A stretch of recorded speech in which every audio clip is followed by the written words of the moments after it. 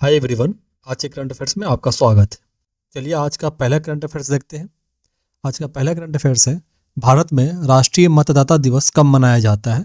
Option A 15 फरवरी, option B 24 जनवरी, option C 25 जनवरी या ऑप्शन डी 25 फरवरी।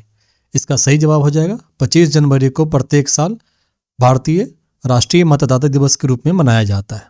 अगला सवाल है, भारतीय संविधान के किस अनुच्छेद के तहत भारत के चुनाव आयोग के एक संवैधानिक निकाय के रूप में गठन किया गया? ऑप्शन ए अनुच्छेद 356, option B article 324, option C article 370 या ऑप्शन डी आर्टिकल 380। इसका सही जवाब हो जाएगा आर्टिकल 324 के अंतर्गत इसे शक्ति प्राप्त है संविधान से और ये एक स्वतंत्र और संवैधानिक निकाय है। चलिए देखते हैं। प्रत्येक वर्ष 25 जनवरी को राष्ट्रीय मतदाता दिवस के रूप में मनाया जाता है और इसकी शुरुआत 2011 से चुनाव आयोग के स्थापना दिवस के मौके पर किया गया। 2025 में 15वां नेशनल वोटर्स डे के रूप में मनाया जाएगा। इसका उद्देश्य है कि मतदान के प्रति लोगों के बीच जागरूकता फैलाना और भागीदारी को प्रेरित करना और नए मतदाताओं को सम्मानित करना।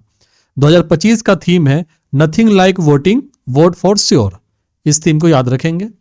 वही भारतीय निर्वाचन आयोग एक अस्थायी और स्वतंत्र निकाय है जो भारत में संघ और राज्य की निर्वाचन प्रक्रियाओं को ये संभालता है और उसी निर्वाचन प्रक्रिया को संपन्न करता है। इसका गठन 25 जनवरी 1950 में की गई थी और भारतीय संविधान के भाग 15 में अनुच्छेद 324 से लेकर 329 तक भारतीय निर्वाचन आयोग के बारे में संविधान में लिखा हुआ है।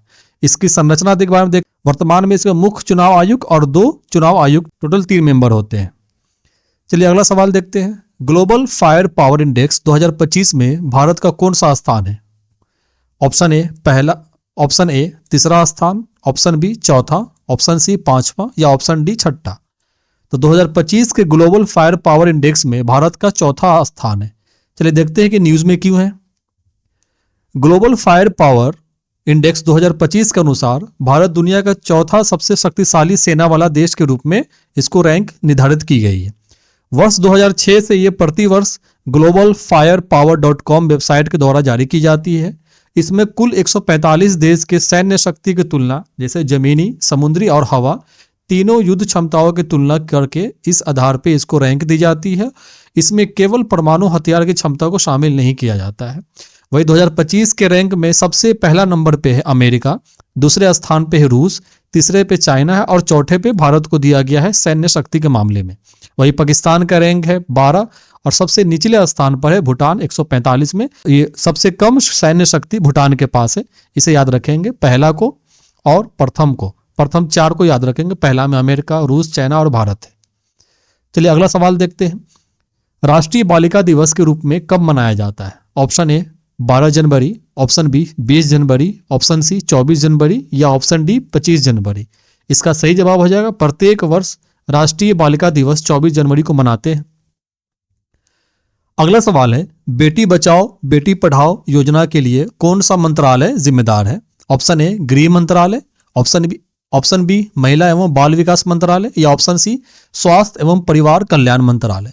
इसका सही जवाब हो जाएगा बेटी बचाओ बेटी पढ़ाओ का जो नोडल मिनिस्ट्री है वो है ministry of women and child development, महिला एवं बाल विकास मंत्रालय। चलिए देखते हैं।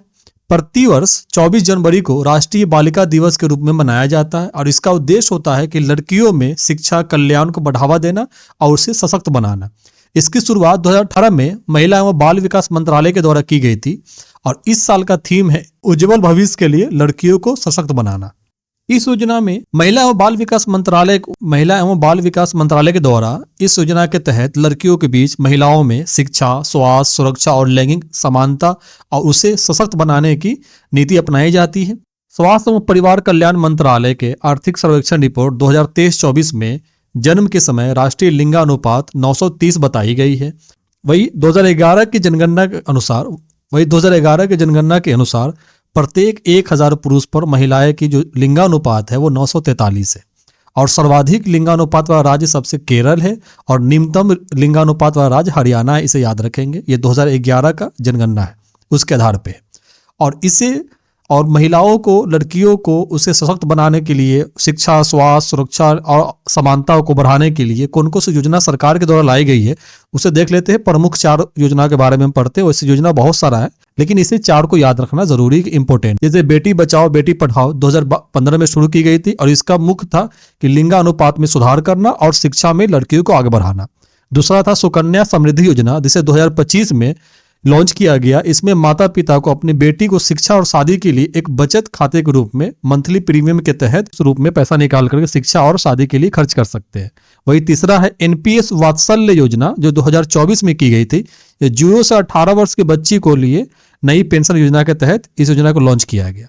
वही ये पोषण अभियान, जिसे 2018 में, और मिशन पोषण 2.0 जिसे 2021 में इसे लॉन्च किया गया। इसका मुख्य फोकस एरिया था कि कुपोषण को खत्म करना, महिलाओं, बच्चियों और खासकर जो महिलाएं, जो गर्भवती महिला है, उसमें जो कुपोषण की शिकायत होती है, नवजात शिशु में जो होती है, उसे खत्म करने के लिए इस मिशन को लॉन्च किया गया था। वही हम देखते हैं कि अंतर्राष्ट्रीय बालिका दिवस प्रत्येक वर्ष 11 अक्टूबर को मनाया जाता है और 2024 का थीम था भविष्य के लिए लड़कियों का दृष्टिकोण। इसे याद रखेंगे, अंतर्राष्ट्रीय बाल दिवस और राष्ट्रीय बालिका दिवस। तो दोस्तों, अगर ये वीडियो पसंद आया है तो इसे लाइक करें और अपने दोस्तों को शेयर करें। चलिए कल करंट अफेयर्स को हम रिवीजन करते हैं। कल का पहला करंट अफेयर्स था 2023 का फील्ड शतरंज विश्व कप किसने जीता था। इसका सही जवाब हो जाएगा मैग्नस कार्लसन ने 2023 के फील्ड शतरंज विश्व कप जीता था। दूसरे नंबर पे था भारत का प्रज्ञानंदन। वही अगला सवाल देखते हैं, सुभाष चंद्र बोस आपदा प्रबंधन पुरस्कार किस क्षेत्र के लिए दिया जाता है। इसका सही जवाब हो जाएगा डिजास्टर मैनेजमेंट एंड रिस्पॉन्स, अर्थात आपदा प्रबंधन के क्षेत्र में किए गए कामों के लिए सुभाष चंद्र बोस आपदा प्रबंधन पुरस्कार से सम्मानित किया जाता है। अगला सवाल था जीडीपी के संदर्भ में निम्नलिखित में से कौन सा विचार सही है। इसमें तीनों सही हो जाएगा, क्योंकि इसमें लोगों के द्वारा अपनी व्यक्तिगत क्षमता में किए गए खर्च वो भी जीडीपी में जोड़ा जाता है, और सरकार के द्वारा जो खर्च किए जाते हैं दैनिक खर्च, वो भी जीडीपी में हिस्सा में शामिल किया जाता है।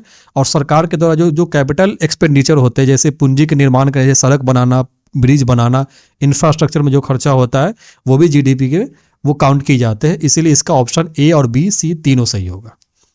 अगला देखते हैं, कच्चे तेल के संदर्भ में निम्नलिखित कथनों पर विचार करें। इसका ऑप्शन ए है कि भारत विश्व में कच्चे तेल का सबसे बड़ा उपभोक्ता है। ये गलत है, भारत विश्व में तीसरे नंबर पे सबसे बड़ा उपभोक्ता है।